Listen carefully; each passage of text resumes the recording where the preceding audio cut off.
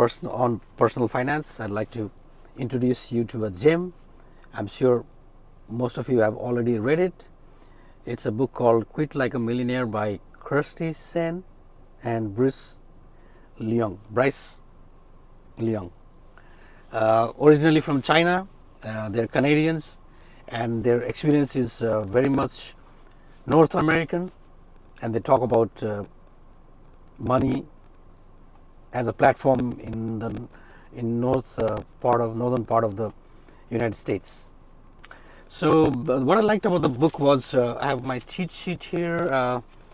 She starts out as discussing or describing recounting her earlier experiences in growing up in China and growing up in poverty.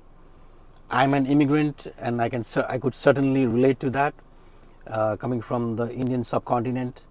And she actually says it, growing up in a developing country. Well, back in the days, China was, or she came from that part of China where it was difficult. The growing up, there were economic hardships. I grew up in economic hardships for some part of my life, and I could certainly relate to that. And that sort of informs your understanding of money. And she says, going back to what she said, in developing third world countries, now I'm paraphrasing her, in developing third world countries, you don't have a cushion as you do in advanced worlds. So that's a big truth that I've seen. Growing up in China, she struggled through lack and poverty, and again, it informed her understanding of money.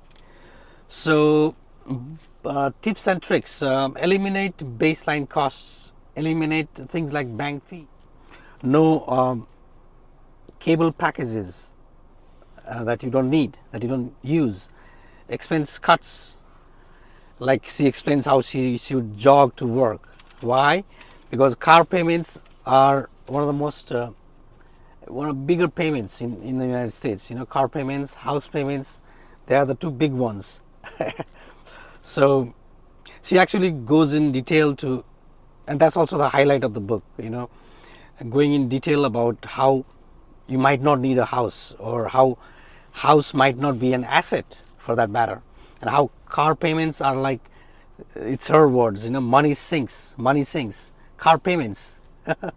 We're paying $40,000-$60,000 for a used car over time, 4 or 5 years, $500 per month.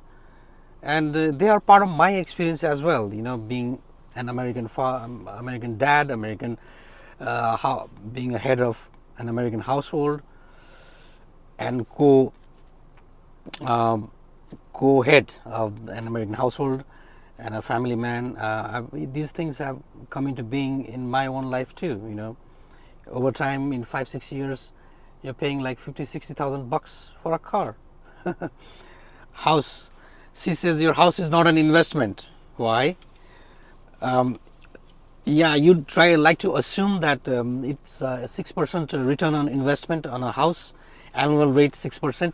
It's kind of like stock market, kind of like investing in the stock market. What's in the stock market yield? 6%, 8%. But housing, and yes, housing appreciates at the rate of inflation. These are her words. However, there are cons, right? With everything, there are pros and cons. The cons of housing would be she actually goes on to elaborate, a scenario, like buy a 500K house. Over a period of 9 years, it goes on to, with that 6% annual rate, it goes on to become 850K. However, 500K house goes on to become 850K in 9 years. You look at it and say, okay, I made it like 344K in that house. But no. Problems, costs. There are costs incurred to buy, sell, finance, appraise, the fees, property taxes, roofs, pipes burst, roofs collapse, all kind of things, property taxes, even if it's 1%, over time, in those 9 years, they come to be around 45K. 100,000, 1,000, 500,000, 5,000, 10 years, 45K, yes, 45, 50K. And then there are, land transfers and things like the property taxes. It differs in different places, but there are costs that adds up over time, and those roof leaks and roof maintenance and maintenance costs, broker prices is 6% average. It comes to 50K, 50,000 in those 9 years. Land transfers, and then property taxes, right? So 4% in Pittsburgh. So yeah, total costs. The profit kind of it cuts into your profits.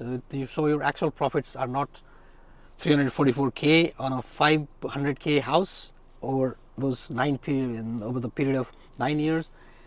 A lot of things cuts into that, and your actual profit is way less, if not anything. If not nothing. You might be a house owner for nothing and still not make any profits. Car payments, big ones.